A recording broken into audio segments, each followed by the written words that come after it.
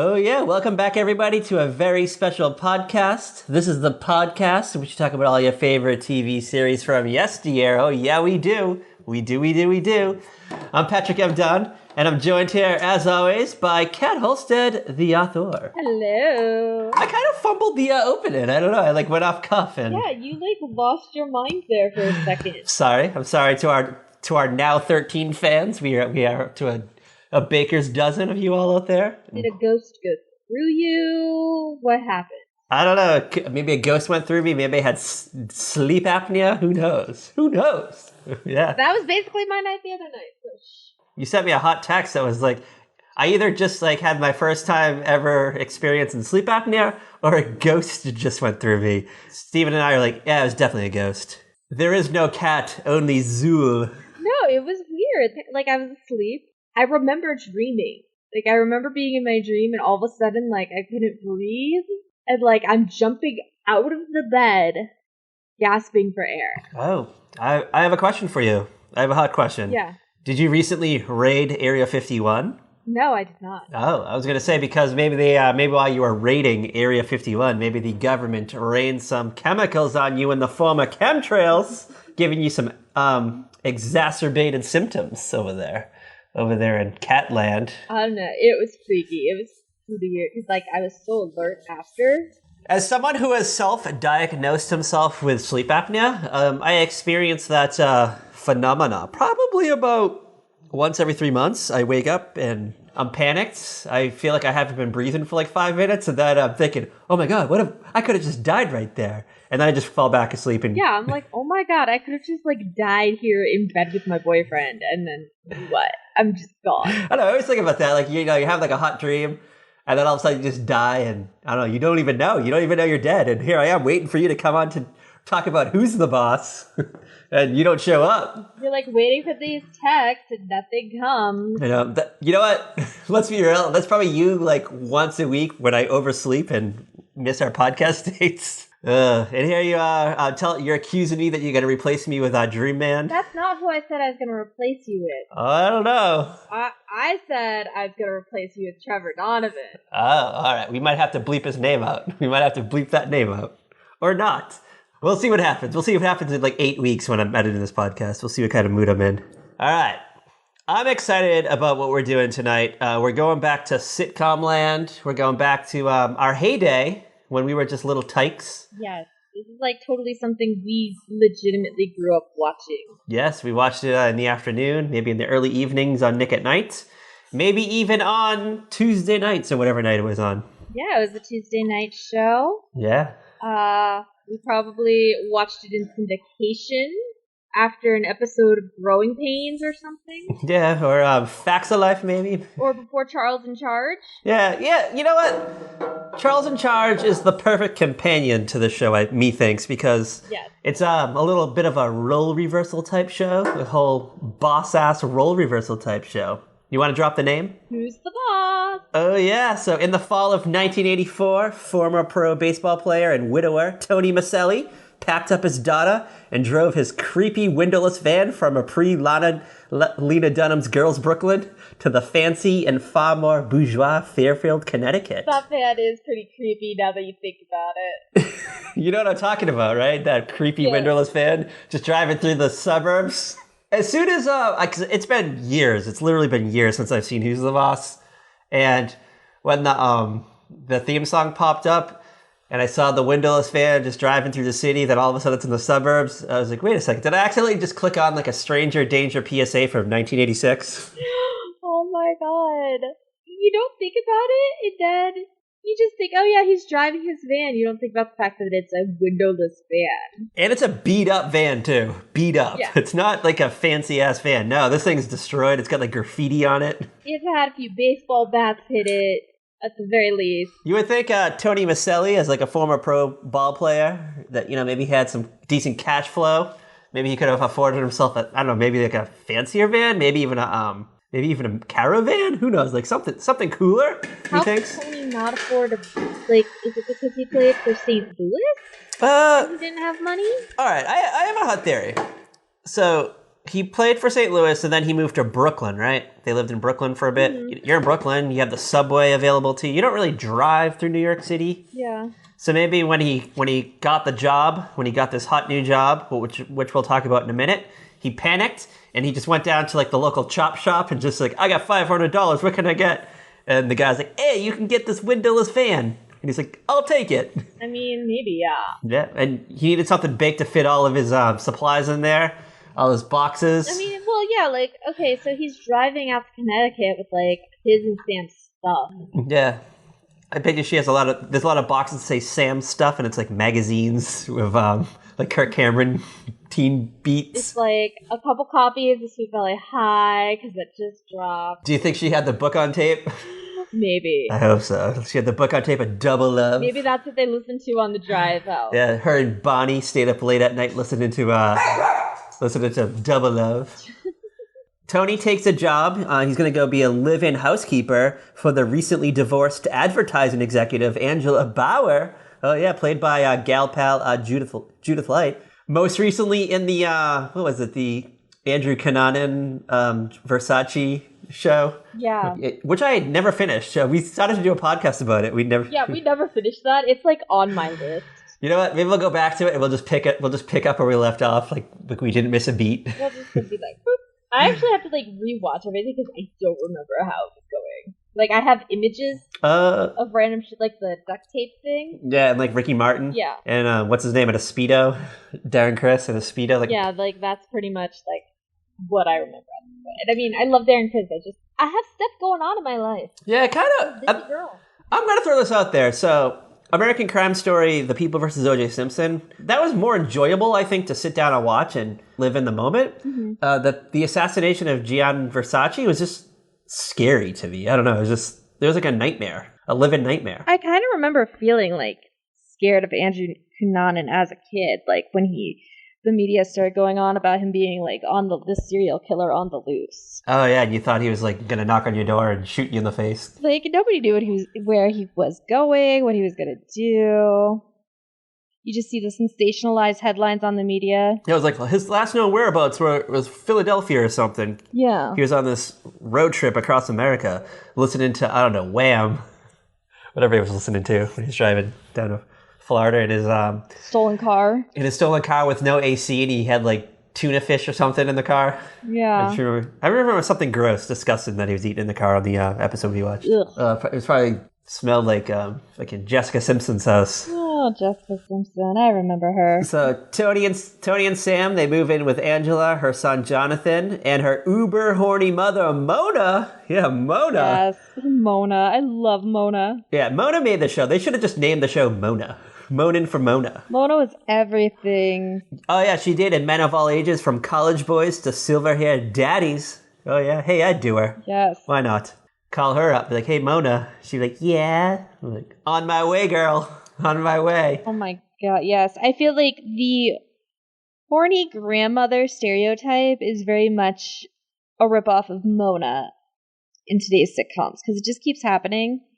And you're like, oh yeah, because Mona was so cool. Yeah, but Mona was hot. Like, Mona was actually hot. Yeah, Mona was awesome. She was no shriveled up prune. No, she was like hot. She still had it. I'd give her like an 8 out of 10. She's a Fairfield, Connecticut 10, but she's a LA 8. LA 8.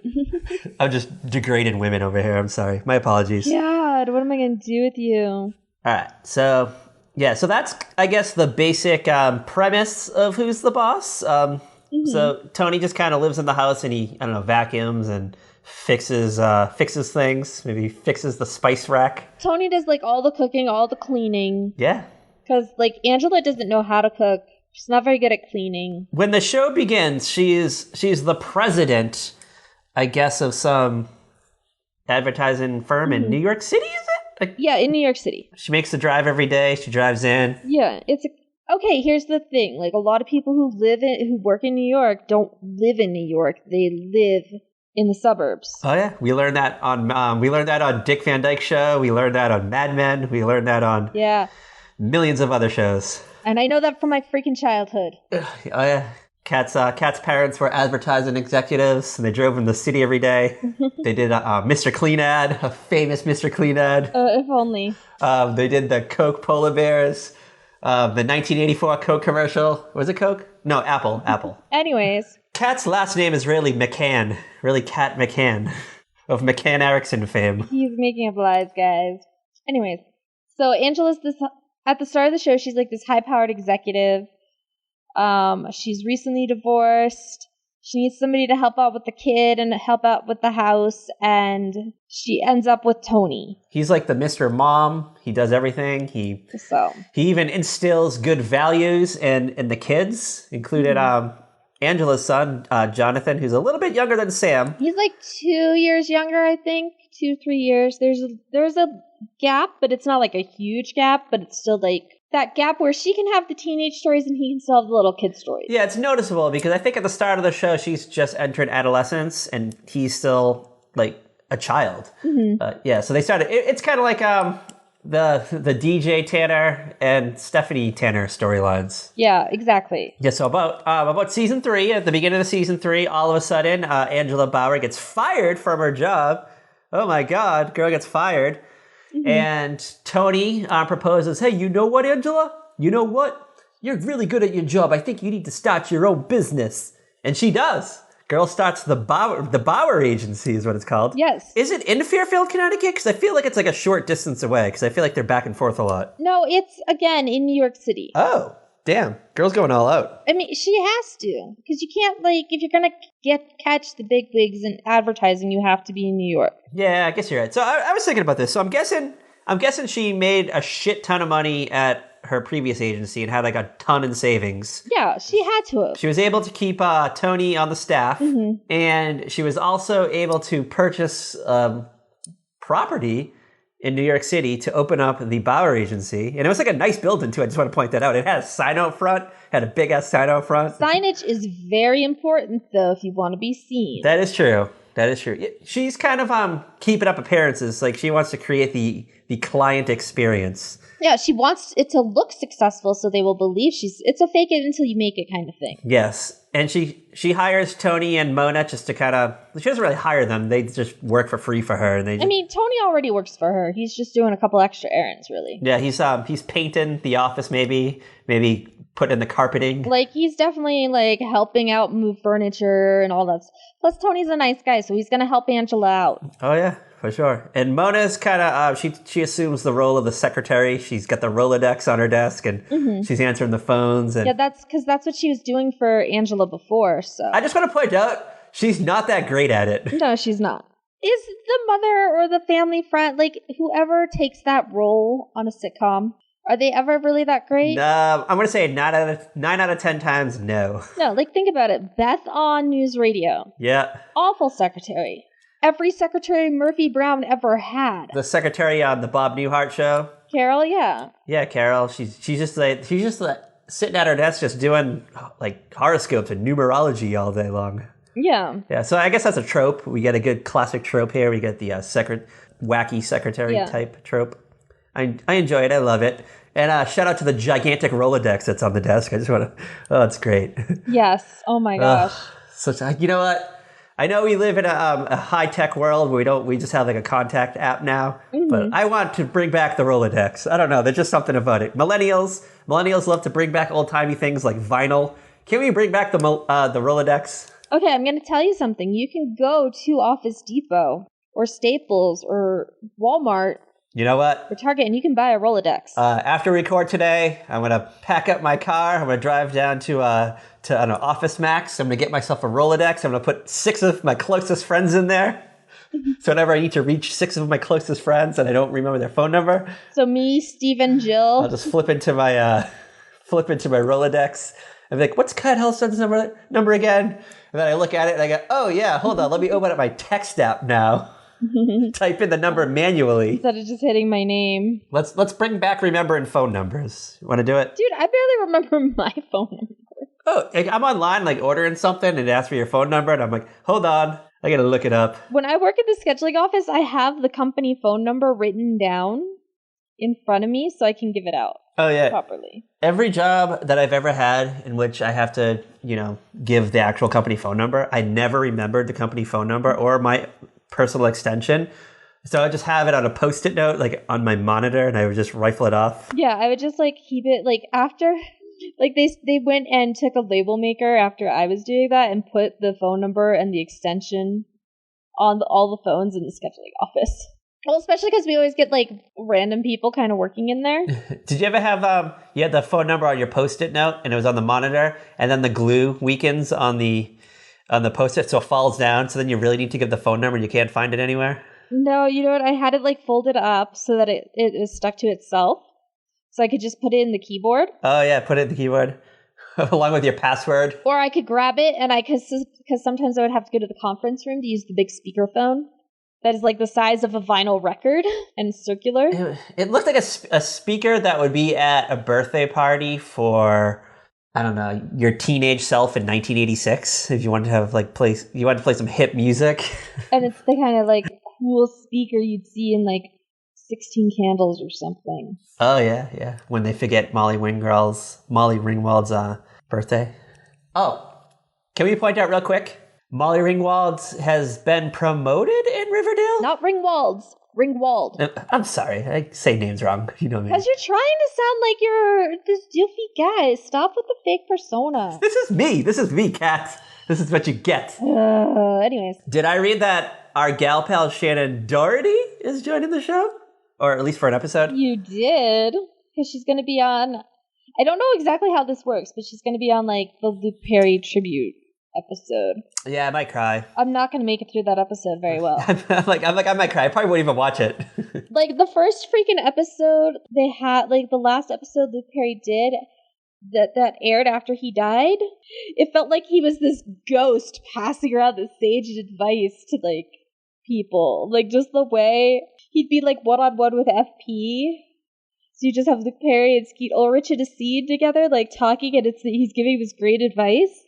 And then it's he just vanishes. It was so weird. They knew that it was going to be his last episode. It was written that way? Not even. It's just because that's what Fred would do. Fred would always give the good advice. I don't really watch Riverdale. I'm just going to throw that out there. And it was just weird. It was just so weird because it just felt like this ghost showed up to give advice. It's the Yoda spirit in Star Wars trilogy. Yeah, maybe something like that. I don't know about the Obi-Wan Kenobi head that talks to Luke from the sky, or even in the Lion King, the little the Mufasa cloud. I hate the Lion King. I loved the Lion King when I was in 7th grade, and I kind of watched it a year or two ago, and I was you know what? The Little Mermaid's better.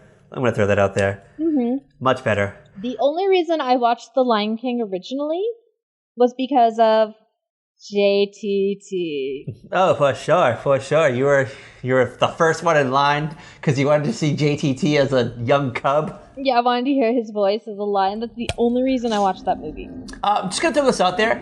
I did not know that he was in that movie until the movie came out on videotape. So really, all right, you ready to talk about this night of television that we're doing? Yes. All right, so we're doing season 3, episode 4 of Who's the Boss. It's called Mona's Limo.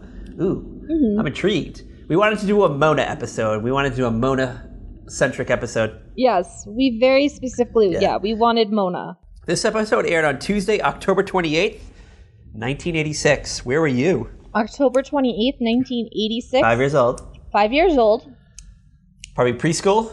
Kindergarten, maybe? So, in preschool. Preschool? I was at Chipmunks. No, we were preschool. That was the name of my preschool, Chipmunks. That was your preschool name was Chipmunks. Mine was St. John's. We were cooler. I didn't go to a Catholic preschool. I went to one based on squeaky talking animals. Mine wasn't a Catholic one. My apologies.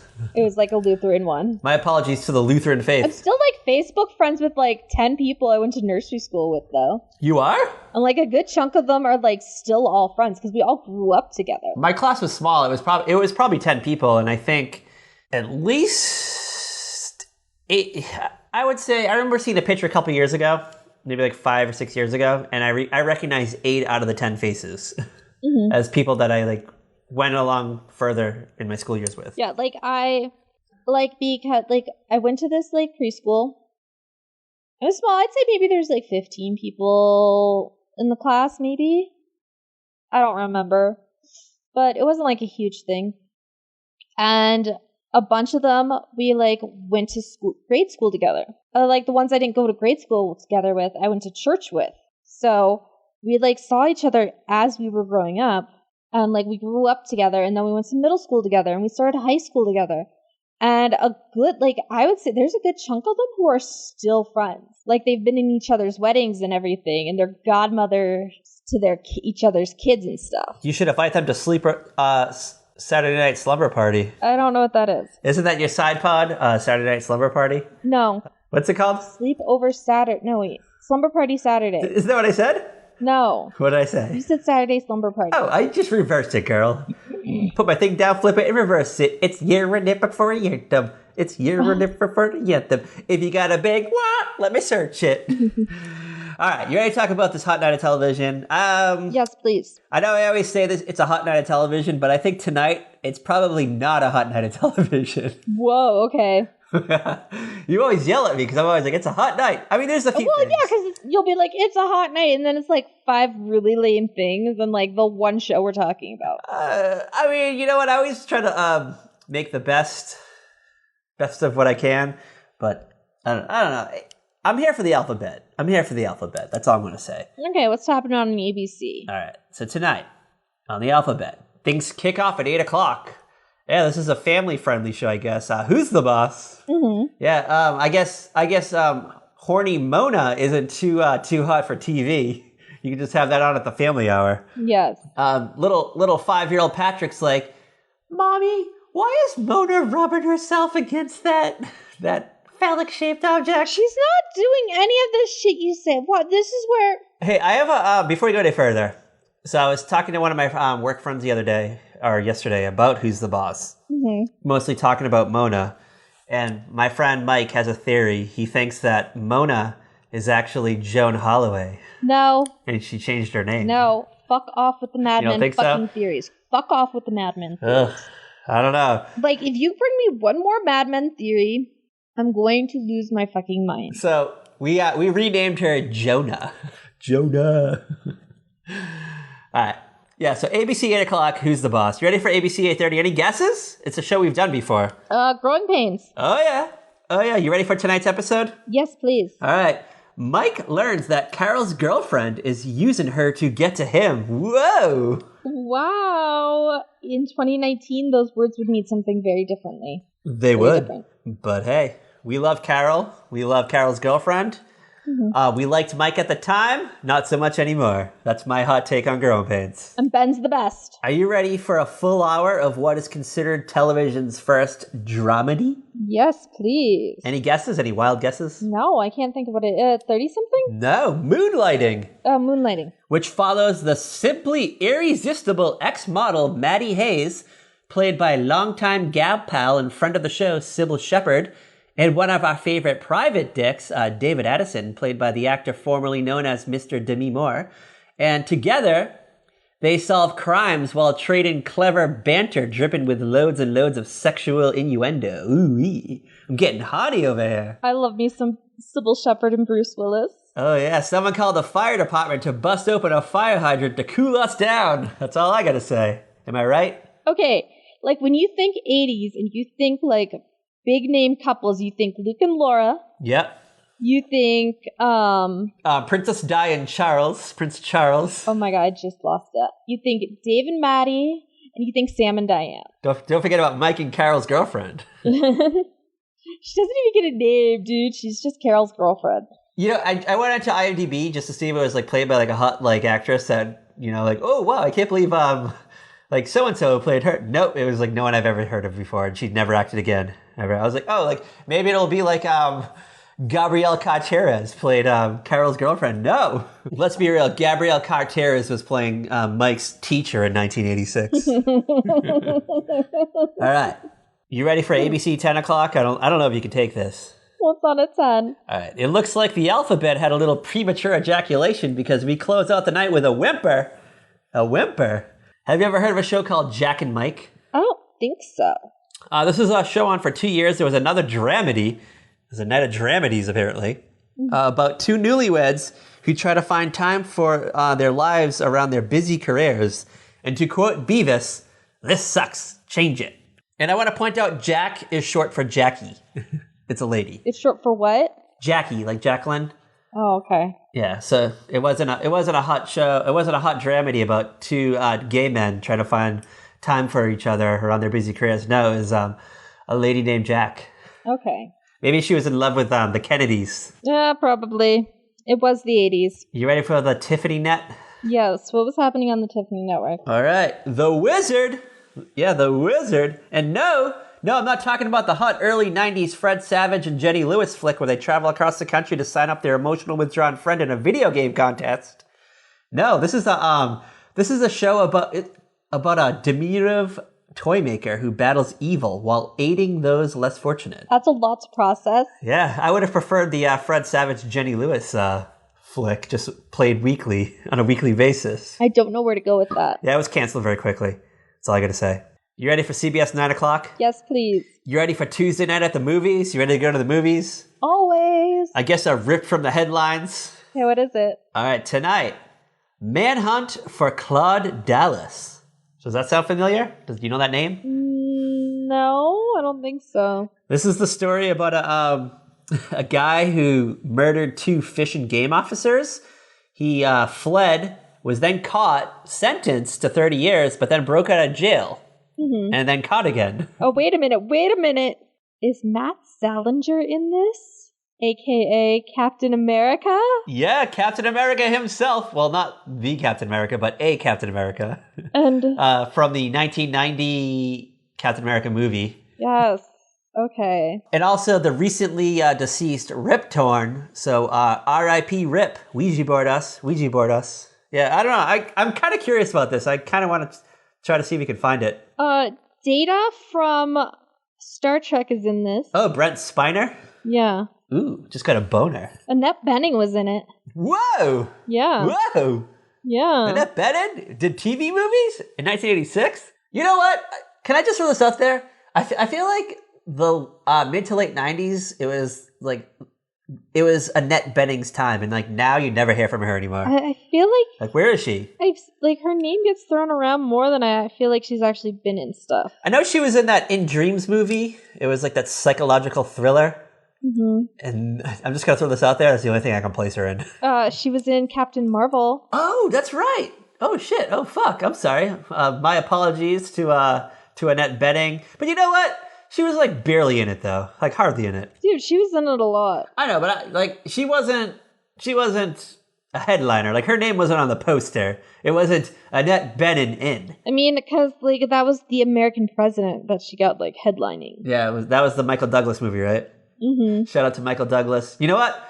Do you think it was Annette Bening that gave Michael Douglas throat cancer? And I'm not going to answer it. All right. Well, if you think it is, tweet us at Fairy Podcast and let us know. And Annette Bening, call us. She probably won't after hearing that. All right. No, that's when you're going to get lawsuit papers. We're not getting lawsuit. Like 13 people listen to this. You just need the wrong person to hear that. I know, it's like Annette, we're going to like tag Annette Bening in the tweet, and like her daughter is going to listen to this, and she's going to be like, "Hey mom, they're talking about you on a podcast." This is what I'm talking about. You just go to this place that we don't need to go to. You know what? Maybe I need therapy. Do you think I need therapy? Or you need to go get laid. Maybe it just needs to be more frequently. You ready to go to the Peacock? Speaking of deprived cock. Yeah, apparently. I'm not excited about this. We kick things off with Matlock. Didn't we just talk about this last week? Yeah, we talked about this recently. We're not Matlock people. We're too young. All right, 9 o'clock. Crime Story. Do you know what Crime Story is? I'm guessing it's going to be a story about some kind of crime. Yeah, it was on for a few years. It took place in 1960s Chicago, Chi-Town, about Lieutenant Mike Torello and his the members of his major crime unit, and they carry on a near epic battle against organized crime. And it starred the man who we have pinpointed as ruining unsolved mysteries, Dennis Farina. Oh, okay. Yeah, so I think that's why I'm not interested in this, because I'm like, ugh, that fucking guy. Okay, yeah. He's doing like Unsolved Mysteries in like a Hawaiian shirt. He's like, "Welcome to Unsolved Mysteries." As I sip here on my Mai Tai. Yeah, like what is that? What was that? What was I that? know, like he was like treating it like a like it was like Get Shorty or something. Not ghosts like escaping somebody's body at 3:30 in the morning. Yeah, I know. You know what? We need John Locke hosting Unsolved Mysteries in 2020, and he tells a story about a girl from Colorado who a ghost is like body hopping. The body hopping ghost of Durango, Colorado. Colorado Springs, I'm sorry. Colorado Springs. I'm like Durango. What the hell? I haven't lived there in so long. That was a long ass time ago. Durango Unchained. Yeah. All right. And then 10 o'clock NBC, a news magazine show called 1986, which I guess is all about stuff that happened in 1986. Because it is 1986? Like, would it change its name to 1987 in the new year? I was thinking that. And then I was like, and then in 1989, it just became a show about Taylor Swift. You mean 1989? That's what I said. In 1989, it became a show about Taylor No, you said 1999. I'm sorry. All right. So that's that hot night of television. I would give it like 2 out of 5. 2 out of 5. You're going to watch Who's the Boss and Growing Pains, and then you're going to go read a book. Maybe watch a TV movie. I'm kind of horny for Sybil and Bruce, though. Oh, yeah. I wanna like hear what like dirty puns they say to each other as they're trying to like find out who like killed Mr. Hooper from down the street. Ooh, it's been forever since I've watched Moonlighting. I think it's on Amazon Prime. You might have to add it to the list. Add it to the list, Kat. Add it to the list. We might have to, yes. We'll have to figure ourselves a good episode. All right. You ready? You ready to learn about Mona's limo service? Yes, please. Can we talk about how this episode opens, though? Yes, this is a weird opening. Sam and Jonathan are blindfolded at the kitchen table.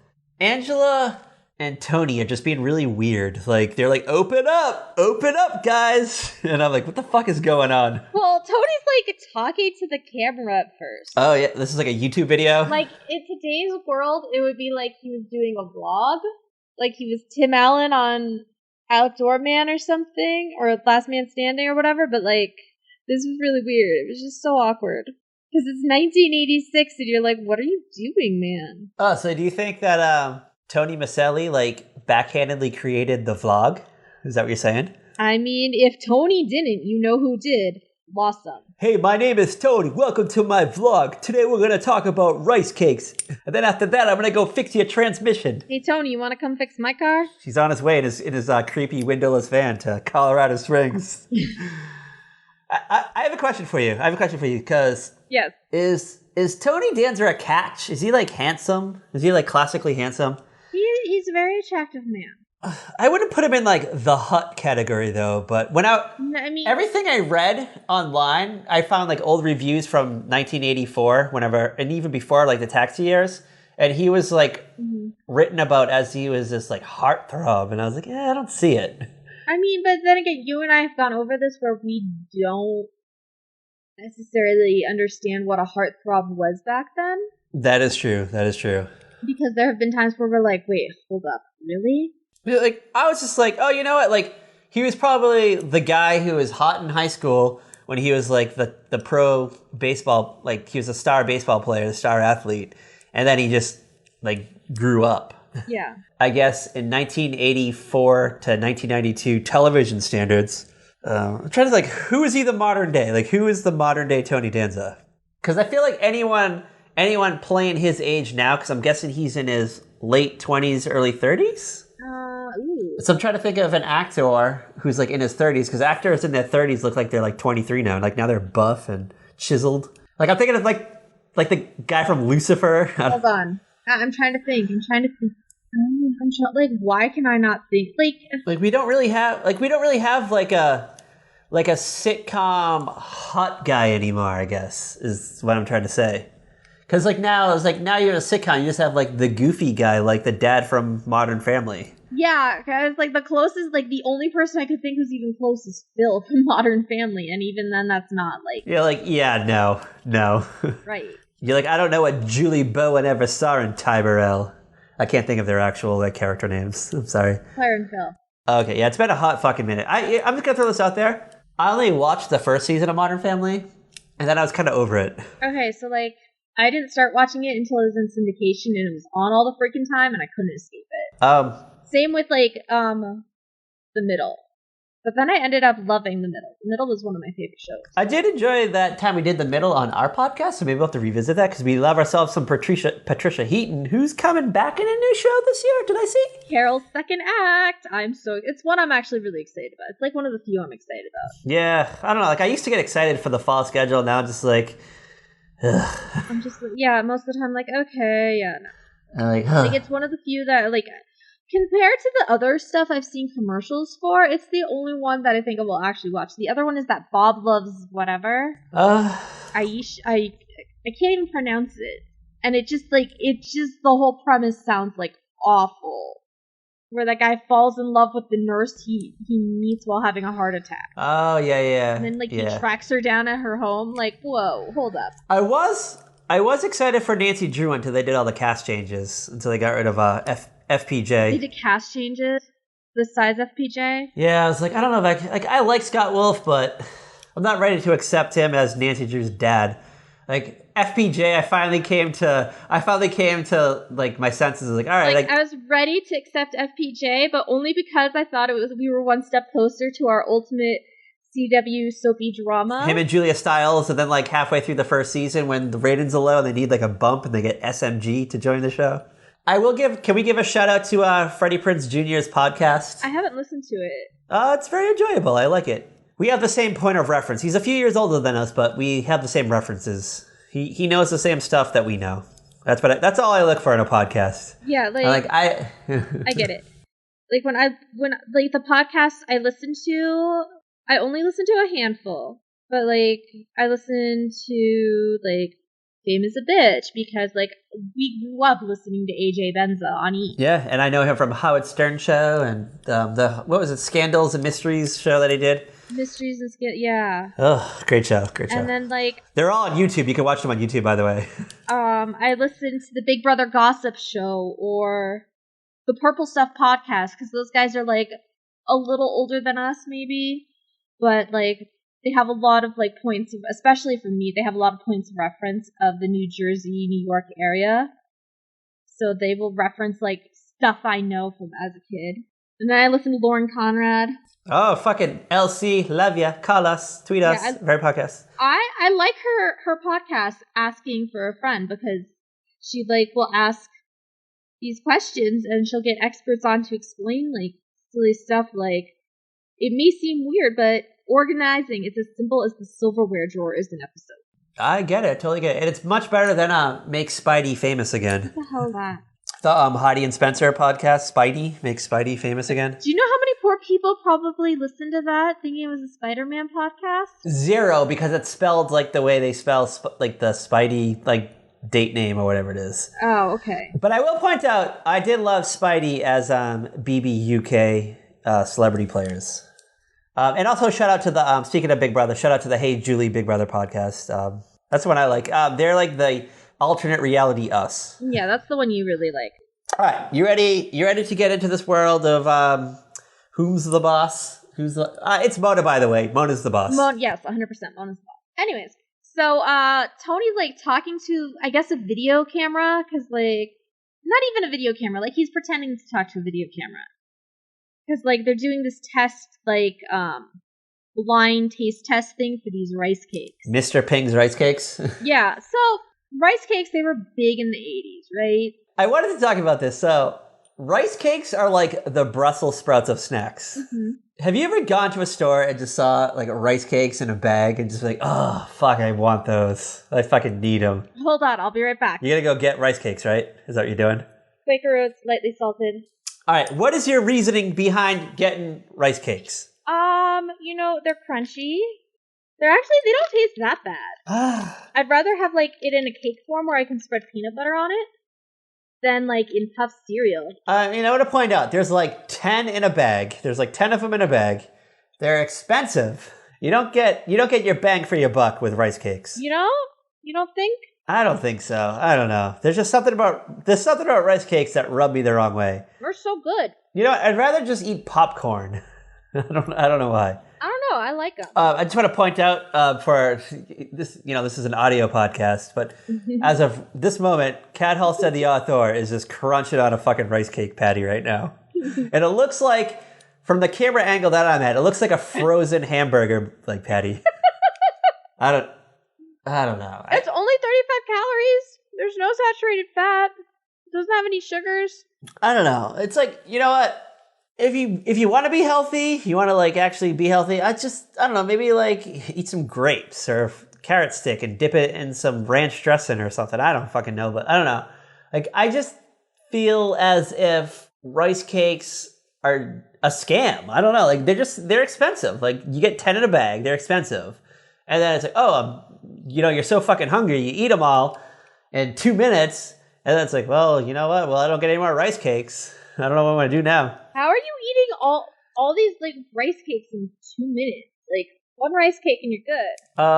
Maybe 2. I don't know if I've ever talked about this on the podcast, but I'm a night shift worker, so I work overnights. So when I switch from day shift to night shift... Yes, you have. I know, like, I normally... Like, I'm a night owl. Like, I'll, like, stay up, like, late at night and stuff. But, like, if I'm up late at home, I'm just, like, chilling on my couch. I'm not doing anything. But if you're at work, you're actually, like... You're active, you're doing things, you're moving around. So all of a sudden, like, you get hungry. And when I'm working, I don't like to eat a lot of food. I just like to, like, graze. I'm a grazer. So one of the first things I thought was like, I'll just get, like, rice cakes. I could just, like, chew on a rice cake and I'll be okay. And then it didn't satisfy me. And then I found myself eating the whole fucking bag of rice cakes. It's like, wow, I spent $5 for that and I'm still hungry. And it didn't even taste that great. I feel like you need to grocery shop better. Well, yeah, maybe. But Sam's reaction and Jonathan's reaction to the rice cakes, they spit them out.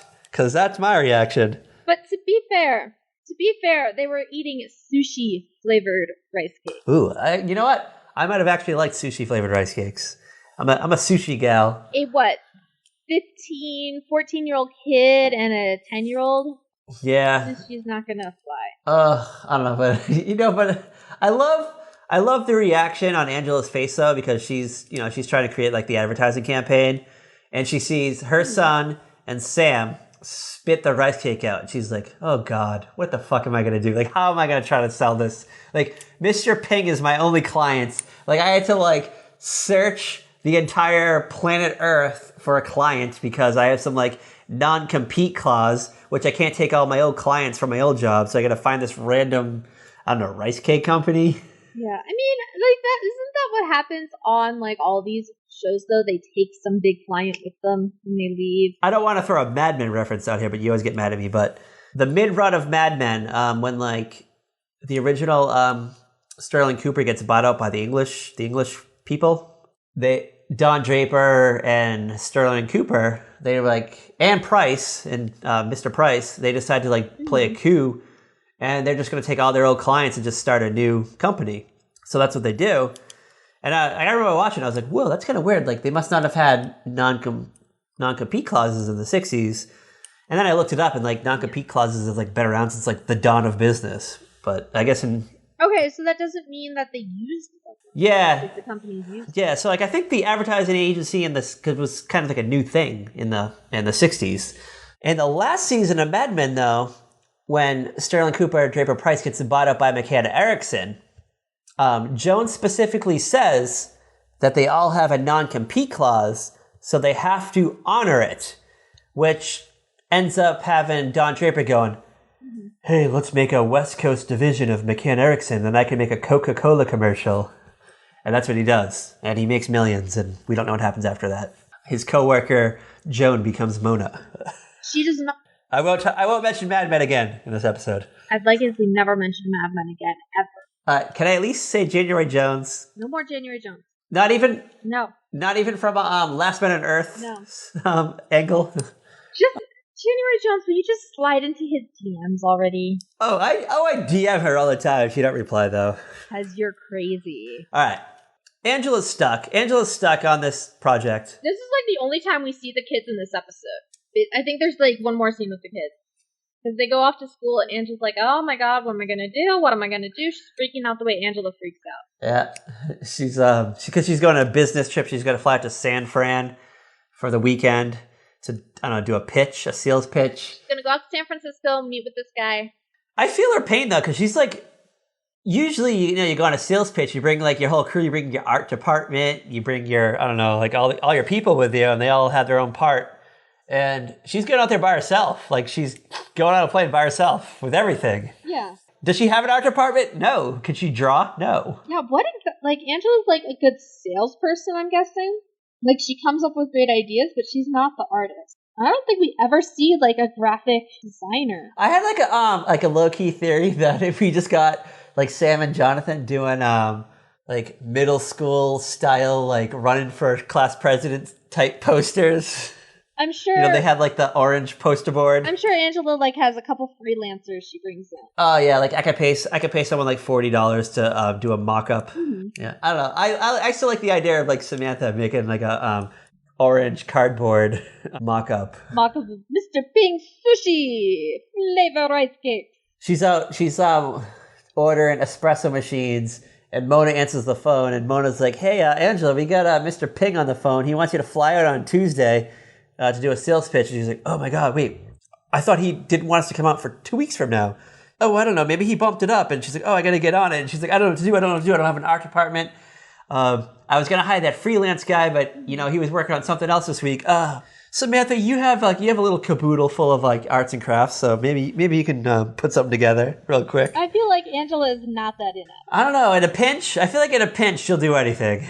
I mean, maybe yes, but I don't think she's like that.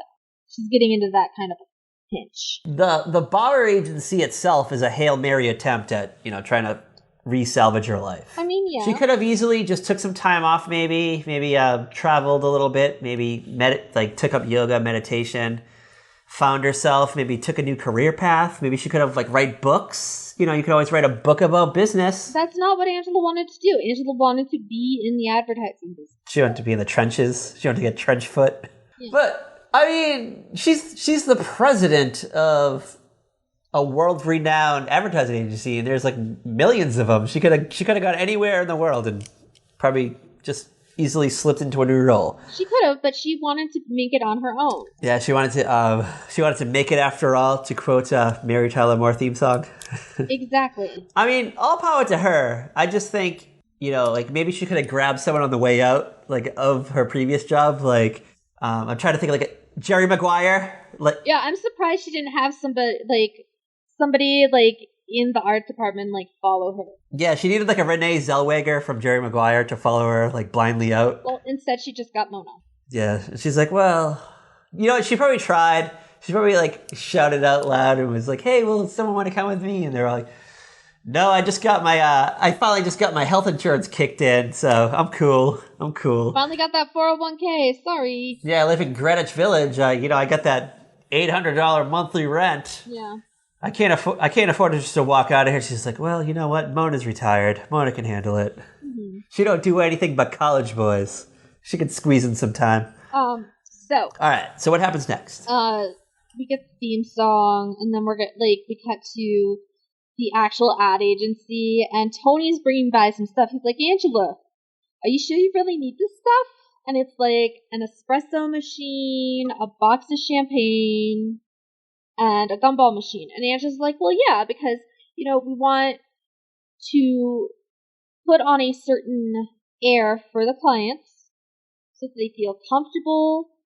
They feel like this is the place to go. We have champagne on hand to celebrate. We got gumballs. We have to have a gumball machine because it means we're creative and fun and different. Every ad agency has one." There was probably a hot article in Business Weekly that week, and it was you know how to make your office pop? Get a gumball machine. And she's like, "Oh, I gotta have it." And they were probably expensive as fuck back then too, because it's probably not that desktop size one. It's probably the one that you see at a supermarket. I mean, it was a pretty good size one, but it was you could put it on a desktop. Oh, could I don't recall seeing it. But in reality, you probably put it on a nice little table. In fact, that's what they did. They put it on just a plant stand table. Oh yeah, right next to right in front of the entryway. So on your way out, you just grab some gum. Oh, that's fun. Yeah, it's fun. I guess it's fun. Okay, think about it. Okay, today it wouldn't be an espresso machine and a case of champagne and gumball machine. It would be a video arcade setup. And a Keurig. A Keurig and all kinds. Think about all the fancy stuff you wish your office had. that you see on like those news stories about the new fun offices in Silicon Valley. It's like a ping pong table. Mm-hmm. Like, we don't believe in walls. Open office. Open air. Yeah. We don't believe in desks. Everyone just has to work standing up, walking around. They talk into Bluetooth headsets. Everybody has a pod they can nap in. We're bringing back the Rolodex. You know, it's that kind of ridiculous. You know, I'm really surprised that Angela didn't get a water cooler. I'm sure there is one already. Oh yeah, like it's probably in the because it's probably a shared office with like other companies, like a shared building. So it's probably like in the hallway. Yeah. Or you know, you want to go into the breezeway and talk about the previous night's episode of Dynasty. Or like they don't have a water cooler. They've stocked a fridge with bottled water. Evian water. Our water is imported from Europe. Because I mean, I've been into offices where it's like they have a stock of, like, if you go into a nice office, they have that stock of water or sodas or whatever. For while, like, you're waiting. Because you spend, like, 15, 20 minutes waiting for these people. You know when you go on a job interview and they're like, hey, do you want anything to drink? And you're like... I was like, no, I'm good. I have my own water. You don't want to appear weak. That's what I always hear. Like, never say yes because you will appear weak. And I'm like, thank you, Yahoo tip on how to get jobs. So that's the kind of, like, environment for 1986 that Angela is trying to build up. I love it because we're in that pre-Dilbert America where everything has become too corporate. It's still kind of fun and kind of, I don't know, Wild Wild West-like. So she's trying to set this up, and she's telling them she's going to go to San Francisco for this meeting. And, like, Tony's like, why are you spending all this money? Are you supposed to be making money? And Angela's like, this is how it's done, Tony. To get the client, I have to show that we're serious, that we're a real business. And, like, what she says makes sense to me, at least. Yeah, but Tony's not a businessman per se. So this is a foreign concept to him. So he's just thinking, oh, wow, like Angela's spending all this money. I don't know how she's going to keep this business afloat, but whatever. Yeah, he's not seeing that there's a reason they say to make money, you need to spend money. Like, okay, let's be real. When I put money into advertising for my books, I sell more books than I do just, like, mentioning that Alone Inside the Night is out on Amazon, you know? Yeah, and when I put in money to run this podcast, and we get $0 in return. So yeah, I get it. I guess I'm the Angela Bauer of the podcasting world. I just need to get an espresso machine, I guess, and a gumball machine. Something for the Salty Rock Media offices. So Angela takes off to San Fran, and Tony and Mona, they're hanging out at the Bauer agency. You know, they're just kind of doing the thing they do. Tony's probably like, I don't know, furnishing it further. Mona's just answering the phone just in case anyone happens to call. And it's just mostly Angela just calling. Like, she's calling every, like, couple hours. My thought is Tony's there, like, doing whatever, like, repairs or cosmetic work that still needs to be done, or building whatever furniture needs to get done. And I like the way Mona answers the phone. She's like, Bauer agency, please hold. And she just puts the caller on hold. And Tony's like, what are you doing? She's like, well, I want the caller to think we're busy, so I'm just gonna wait them make like a minute or two. And then she picks up the phone again. She's like, thank you for holding. And she's like, oh, sorry, Angela. No, we don't have anything going on. I just wanted to, you know, create the illusion. Well, because then she goes, put that near the, like, Toyota account. And Angela, like, starts freaking out thinking they got the Toyota account. Who's bringing in the Toyota account if Angela's out of town? Yeah, like Toyota, John Toyota just having to show up at the Bauer agency. Does Angela secretly have a staff we don't know about? We just see Tony and Mona hanging out? Like, hi, I'm John Toyota. I heard about the Bauer agency on the Wall Street Journal, and I thought I'd check you guys out. I was just walking by. I own a t-shirt shop down the street. Maybe you could help me with some advertising. Angela's old company found out that she was flying out to San Francisco to land the Mr. Ping rice cake account. So they, like, usurped it from her. They pretended to be Angela's secretary, and they were like... Yeah, they pretend to be Mona. Yeah, they pretended to be Mona, and they changed, like, the location of the meeting. So Angela went to the meeting expecting to see Mr. Ping, but he never showed up. And then when she called, he was like, well, you never showed. You're fired. I don't want your account. Like, you're a flake. So she's like, what the fuck? So she's all pissed off now. And she's like, I'm just going to fly home just in a pissy mood. So Tony and Mona are like, oh, like, that sucks. Like, I feel so bad. We need to make it up to her. Well, they don't know this yet. They don't know this yet. She just calls to check in. And then the salesman guy comes by trying to, like, rent them limos and convinces them with some quick talking that it's cheaper to lease a limo for $1,000 a month than to continually have to rent a limo for a couple hours a week here and there. And they're like, this is a great business deal, and then we can, like, rent it out. You want to bet that's exactly what this guy did? Is, like, he leased a limo, and then he's, like, trying to find some sucker to lease the limo, take over the lease. Oh, for sure, for sure. So now Mona, I guess, assumes possession of it because I guess she has some money. So it's Mona's escort service is the name of the company. No, it's Mona's limo. Oh, it isn't called Mona's escort service. It's Mona's limo, but the way she advertises it is a little sketchy. So, all right. So Mona assumes ownership of this limo service. I guess Tony's the driver. Angela comes home and finds all this out and is like, what the hell? She's okay with it. She's like, all right, as long as it doesn't get in the way of you doing, like, your house duties. And it's like, oh, no, it's not going to get in the way of my duties. Don't worry about it. Meanwhile, Sam, Tony's daughter, has got wind that now Tony's, like, a limo driver. So, like, now she's using him to, you know, hey, Dad, can you drive me to the mall in the limo and then, like, pick up all my friends? They're going to be so stoked when they see me pull up in a limo. So he's stuck doing that. And then he has, like, clients to, like, shuttle around. Yeah, Sam and Jonathan both want to get driven around in the limo and be fancy. Yeah, so, like, in between having to, like, run, you know, Sam to the mall and movies, Tony's going to hustle actual clients that are, you know, getting limousine service. Mm-hmm. But then he's going to, like, fly back to the house and, I don't know, make dinner. And then he's going to go back out again to take, like, the late night crowd out somewhere. Like, they want to go to a party or something. Yeah. Burning the candle at both ends.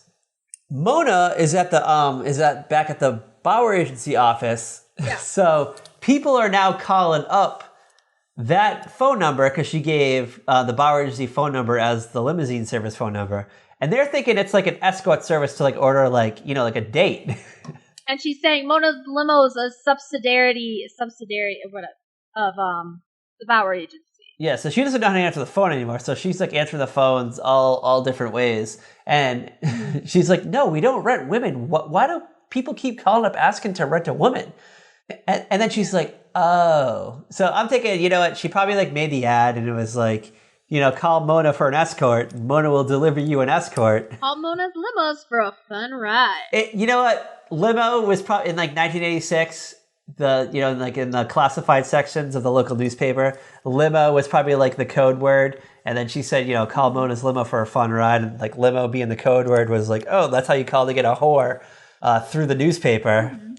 But I want to point out, though, there was, like, there was one of the calls that somehow got crossed over. So Angela ended up taking the call. And she, like, comes storming out of her office and she's like, Mom, why am I getting, like, why is this guy asking me what, like, my appearance is and my measurements are? What my hourly rate is. And my hourly rate. And Mona's like, oh, yeah, you weren't supposed to get that call. But you know what? Whatever brings in the money, whatever brings in the money. Okay, so Mona's a lot like Sophia in the fact that she thinks her daughter doesn't date enough and needs to get laid way more often. Angela is a stressful woman at this point in time. She's trying to, like, start a business / salvage a business. She's probably running low on her savings because she's, like, blowing through it faster than she imagined. Her Hail Mary attempt at landing the Mr. Ping account, like, fizzled on her. So, now where's she gonna go? Like, everyone else in probably the New York City area is probably scooped up by all the other advertising agencies. So she's got to, like, reach her net out further.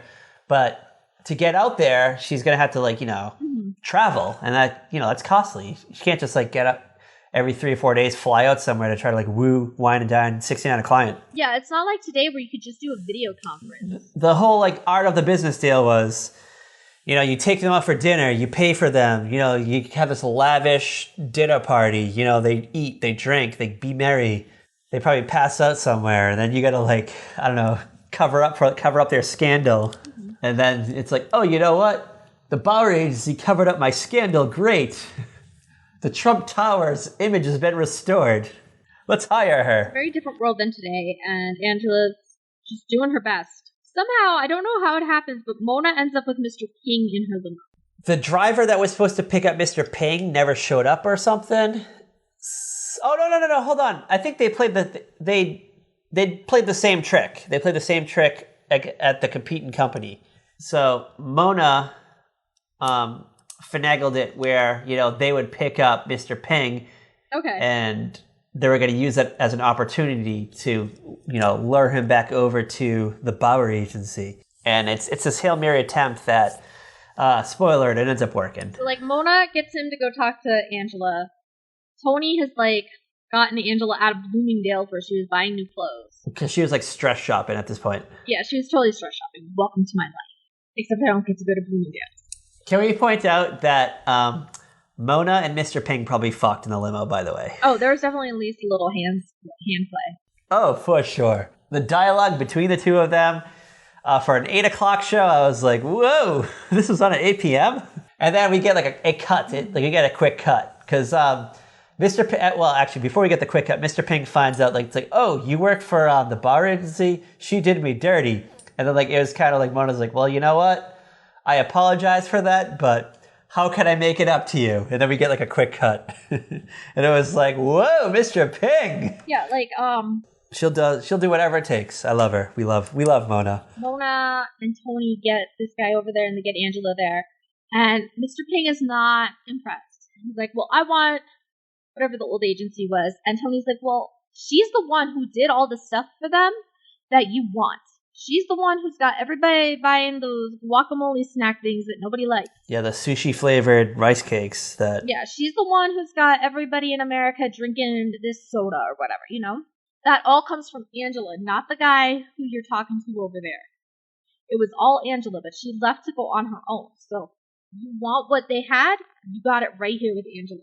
Yeah, I can picture Angela being you want a Super Bowl commercial for Mr. Ping's rice cakes? I can get that for you. I have an art department. Sam, we need some posters. Quick. Sam, get out the cardstock. Get started on those. Do you still have those highlighters? Break out the caboodle again. Break out the caboodle. That's how it happened. Angela lands the account. Mr. Ping is happy. Angela finally gets a client. She's able to salvage the Bauer agency. She gets to keep the espresso machine. She gets to keep all of them gumballs. I don't know, maybe she got a bigger Rolodex for Mona. Mona's got a huge phone too. That thing probably had 20 lines for waiting. Mona's trying to figure out how to she's you know what, I could probably maybe program some extensions in here. She's I got it. I can call up a hot college kid. He'll come over and program the phone for me. And then he'll program me. Mona was the best. I love Katherine Hellman. R.I.P. Katherine Hellman. Ouija board us. Tell us what it's like hanging out with Richard Mulligan in heaven and the guy who played Chester. Yes. Mary Campbell? Is that her name? Yes. Bert and Mary Campbell. No. Katherine Hellman played Jessica Tate. Yep, and Mary Campbell was Richard Mulligan's wife. Yes. But they're all dead. The patriarchs are dead. Yeah. The patriarch and the matriarch are dead. R.I.P. Ouija board us. Tell us what oh my god. Tell us what soap scripts you have going on in heaven right now. I want to hear all about it. And don't send us a demon. Don't send us a demon. Yes, please don't. But if you're going to send us a demon, send us the fun demon that possessed Corinne's baby. Oh my god. Anything we're missing on Who's the Boss? I think we covered it and more. I think we covered the main beats. I mean, this was a very Mona-filled episode. This wasn't a very Tony, Angela, angsty-filled episode. I feel that really yeah. There's little hints throughout these early seasons, but I feel it doesn't bubble up until Sam's out of high school. Yeah, well, they kind of did the will they or won't they, but they always gave Angela a boyfriend. They always gave Tony a girlfriend, but they didn't last long. And then the final season, they got very close, but Tony Danza didn't want to end the show with them actually getting married. He wanted to have an ambiguous ending because he didn't want to ruin the chance of the people watching the show on syndication being they're eventually going to get together. Yeah. So he wanted it kind of be open ended, which I kind of like. It's you'll never know. Who knows? Yeah. We don't know. Yeah, we will never know. I like to think right now, Angela and Tony are out there still living in Iowa. Are they together? Who knows? Who cares? Who knows? Who cares? Maybe Tony got transferred, got a job at a nice school in Hawaii. They're living out in Hawaii. It's a hot idea. Nice hot idea. Aloha means hello and goodbye. That's all I got to say, girl. All right. Yes. Yeah, that was a fun episode. I would give it on a scale of 1 out of 5 Rolodexes. How many Rolodexes would you give it? 3.5. Yeah, you know what? I'm going to agree with you. I'm going to give it 3.5. I really enjoyed the Mona aspect of it. Mm-hmm. Some of the Tony and Angela stuff wasn't fun. We didn't really get much with the kids. They were just kind of like set pieces this week. But you know what? I'm kind of okay with that because I really didn't feel like talking about Alyssa Milano. Yeah. I mean, if we're going to talk about Alyssa Milano, her stint on Charmed, that's the only time I'd probably be excited about Alyssa Milano. And it would probably be a Shannon Doherty episode. Let's be real. All right. Yeah, we'd be Team Shannon. Some quick beats on Who's the Boss. There was a few spin-offs of the show. One of the spin-offs featured Leah Remini as one of Sam's... Living Dolls. Yeah, Living Dolls. She was one of Sam's friends. What was the other? There was another spin-off. I'm trying to think of what it was. I know there was definitely, they tried to do some kind of, backdoor spin-off with, Fran Drescher. I don't want to say, Debbie Metzger. I don't even know. So there was another one called The Upper Hand. Oh, no, The Upper Hand was the British version of Who's the Boss. I'm sorry. Okay. All right, yeah. Okay, yeah. So the first attempted Who's the Boss spinoff had its origins in the final episode of season 2 called Charmed Lives. It was a backdoor pilot for a program about 2 women up for the same job, as well as they were career women in the 80s. It was Fran Drescher and Donna Dixon. It wasn't picked up. In 1987, they wanted to do a Mona spinoff, and Mona leaves the house and she runs a seedy motel in Manhattan, but I don't know, never. I guess they just wanted to keep her on the show. Then Living Dolls actually came out. It premiered and ended in 1989. It started Leah Remini and Halle Berry. Oh, yeah. And it got canceled and it wasn't great. And then The Upper Hand was, so I guess usually it's U.S. shows that British shows that get U.S. creation. Yes, but it's the reverse of that. So the U.K. made The Upper Hand, which is the same premise as Who's the Boss. Yeah, okay. That's the whole Who's the Boss saga, the Who's the Boss televisionic universe. It's a great show. Okay, that makes sense. I'm excited for next week. I don't know about you. I don't have my list. I don't know where my planner is. Oh, dang it. Ugh. I know, I'm the worst. All right, well, next week, we're going to hang out with Meredith Baxter Birney and her family. Yes, this. And they're all tied together. Oh, yeah. Yes. How is Meredith Baxter Birney going to tie her family together? Who knows? We'll find out. Oh, we're doing family ties. Oh, yeah. For the first time. We've never done the show. I don't know. Yes, how have we never done it? We don't know. But we're going to get it done. Yeah, so I don't know. Get her done. So stay tuned for our wild adventures with the Keatons. Yeah. Oh, yeah. Former hippies, now yuppies. A conservative son and 2 other daughters. One of them is Jason Bateman's sister. Yeah. And the other one is Tina Yothers. Is it Tina Yothers? Yes. Yeah, shout out to Tina Yothers.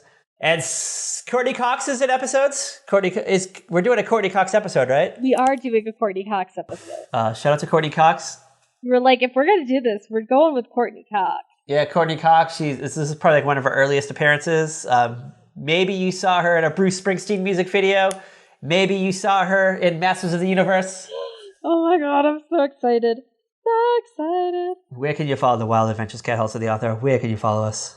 You can follow us on Twitter at Very Podcast. You can find us on Tumblr, Instagram, Facebook at A Very Special Podcast. Do not accept imitations. You can find us at veryspecialpodcast.com, saltyrockmedia.com. You can find us on YouTube, iTunes, your favorite podcast app, including Podcoin. Yeah, Podcoin! And sign up with Podcoin as soon as you hear this. Use code VERYSPECIAL, and you can earn 300 Podcoins, which you can use. Yes, you will earn 300 Podcoins. I'm messing this up. You totally fucked that up. I'll add it in later. As always, girl, as always, bye! Watch the skies for Angela's airplane coming back from San Fran because she feels defeated because she didn't land the Mr. Ping account, and now she thinks she's going to have to shut down the Bauer agency, and I don't know, it'll just be in hundreds of thousands of dollars of debt. Dude, what the fuck? Bye.